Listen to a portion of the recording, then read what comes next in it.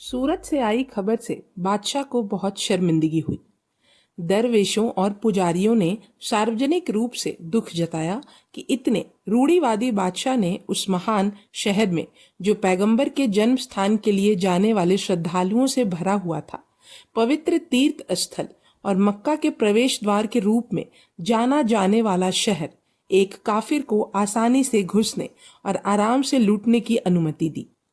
महल की महिलाओं ने शाइस्ता खान की पत्नी, जो अपने पति के साथ बंगाल नहीं गई थी बल्कि दरबार में ही रह गई थी, जहां वह राजकुमारी रोशन आरा के साथ अंतरंग थी, के नेतृत्व में एक बड़ा विलाप किया ताकि हिंदू विद्रोही के खिलाफ सम्राट का गुस्सा भड़काया जा सके, जिसने उसके बेटे को मार डाला था और उसके पति से इतना अपमानजनक बदला लिया था।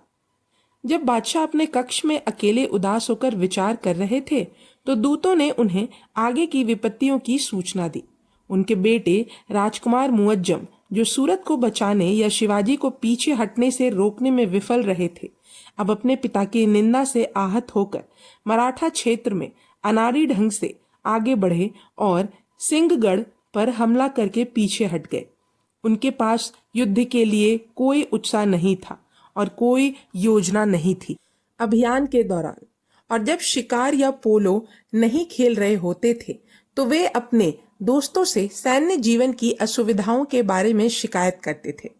अपने पराजय के बाद उन्होंने आगे बढ़ने का प्रयास नहीं किया, बल्कि अनिश्चित रूप से सीमावर्ती क्षेत्रों में घूमते रहे, जब तक कि मॉनसून नहीं आ गया। अपनी सेना को तोपखाने और भारी सामान के साथ स्थिर नहीं कर दिया, लेकिन बारिश शिवाजी की हल्की घुड़सवार सेना के लिए कोई बाधा नहीं थी और 1664 के उस पूरे मॉनसून में उन्होंने शाही क्षेत्र को तबाह कर दिया।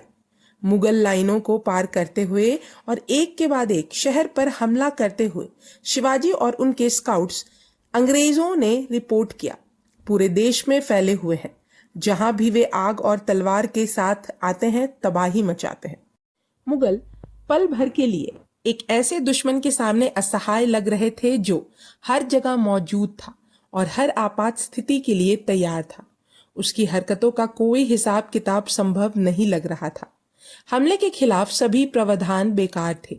उसके बिजली के झटके इतने अचानक थे। गैरिसन को मजबूत किया गया, केवल घेरने वाले छापों द्वारा मां सेना से अलग थलग कर दिया गया। सुदृढ़करण ने दुरुस्त चौकियों पर जल्दबाजी की, केवल एक धुआं उगलता हुआ खंडहर और एक परित्यक्त तोपे मिली। एक अंग्रेज ने लिखा, वह बहुत फुर्तीला, सक्रिय है, अपने ऊपर अजीबोगरीब काम थोपता है जिससे उसे कष्ट सहना पड़ता है, और वह अपने सबसे प्रमुख लोगों को भी प्रशिक्षित करता है। वह अविश्वसनीय निपुणता के साथ इधर उधर उड़ता है। शिवाजी जैसा कुशल गुरिल्ला नेता कभी नहीं हुआ। मुगल उसकी रणनीति से भ्रमित हो गए। मराठा क्षेत्र पर कब्जा करना तो दूर, वे शाही क्षेत्र को आक्रमण और लूटपाट से बचाने में भी असमर्थ हो गए, जिसके परिणाम स्वरूप पूरा देश भ्रमित स्थिति में आ गया। बीजापुर के प्रति निष्ठा रखने वाले कई मुस्लिम सरदारों ने शिवाजी के पीछे पीछे चलकर उन जिलों को लूटने के लिए भ्रम का लाभ उठाया जिन पर मराठों ने विजय प्राप्त की थी। इनमें से एक रुस्तम के बारे में अंग्रेजों ने लिखा, उसने लूट की मिठास का स्वाद चखना शुरू कर दिया है, इसलिए कुछ ही समय में उसे इसकी आदत हो जाएगी। शाही अधिकारियों के विपरीत शिवाजी को समुद्री शक्ति का महत्व और पश्चिमी बंदरगाहों में बसे विदेशियों को इससे मिलने वाली ताकत का एहसास था। उन्होंने साम्राज्य के खिलाफ एक और हथियार के रूप में नौसेना का निर्माण शुरू कर दिया। नाविकों की भर्ती करना मुश्किल नहीं था।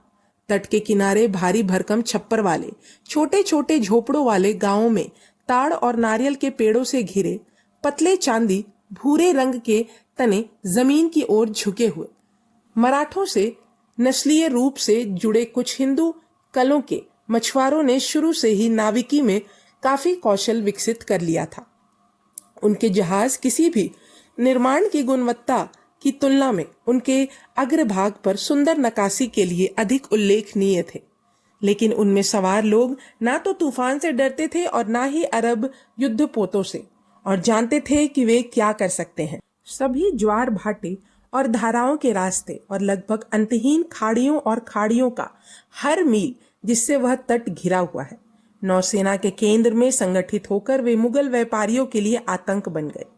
मक्का की तीर्थ यात्रा एक खतरनाक उद्यम बन गई और जब तक कि वे भारतीय जल क्षेत्र में थे, चिंतित व्यापारी प्रत्येक मुगल जहाज की दीवार के सहारे झुककर क्षितिज की ओर एक छोटे संकीर्ण ढांचे और ज्वलंत गेरू रंग के बड़े त्रिकोणीय पाल के संकेत की तलाश में रहते थे। और नौसैनिक आक्रमण के मार्ग में व्यापारिक उद्यम भी शामिल थे। 1663 में ही शिवाजी ने अरब में 2 व्यापारी जहाज भेजे थे और 2 साल बाद अंग्रेजों ने बताया कि वह अपने 9 सबसे महत्वपूर्ण बंदरगाहों में से प्रत्येक से फारस, इराक और अरब में हर साल 2 व्यापारिक जहाज भेज रहे थे।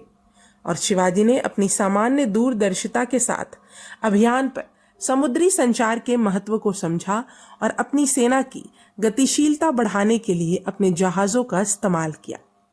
पहली बार फरवरी 1665 में उन्होंने अपनी पूरी प्रभावी सेना को 85 फ्रिगेट और 3 बड़े व्यापारियों के साथ तट पर एक आश्चर्यजनक हमला करने के लिए भेजा। फिर भी अपनी नौसेना में शिवाजी की रुचि के बावजूद वह एक सच्चे पहाड़ी व्यक्ति थे, जिनमें नौसेना के मामलों में कोई सहज ज्ञान या परंपरा नहीं थी और उनके जहाज समकालीन यूरोपीय मानकों के अनुसार घटिया गुणवत्ता के थे। हालांकि वे यूरोपीय व्यापारिक जहाज़ों के लिए आतंक थे, लेकिन वे यूरोपीय जहाज़ों से बहुत कमतर थे। यूरोपीय युद्धपोत। एक अंग्रेज अधिकारी ने उन्हें दयनीय चीजें कहकर खारिज कर दिया ताकि एक अच्छा अंग्रेजी जहाज बिना किसी बड़े खतरे में पड़े उनमें से 100 को नष्ट कर दे। वे ज्यादातर उथले बोझ वाले जहाज थे जो भूमि के हर आश्रय के नीचे छिपने में सक्षम थे और वे खुले समुद्र में जहाजों के मुकाबले संख्या की श्रेष्ठ था और बंदूक शक्ति या समुद्री योग्यता पर नहीं पर भरोसा करते थे। मराठा और अंग्रेजी जहाजों के बीच एकमात्र महत्वपूर्ण मुठभेड़ 18 अक्टूबर 1673 को हुई थी। माई नायक नाम का एक मराठा अधिकारी ने बंबई के पास खंडेरी द्वीप पर लगभग 150 लोगों को उतारा।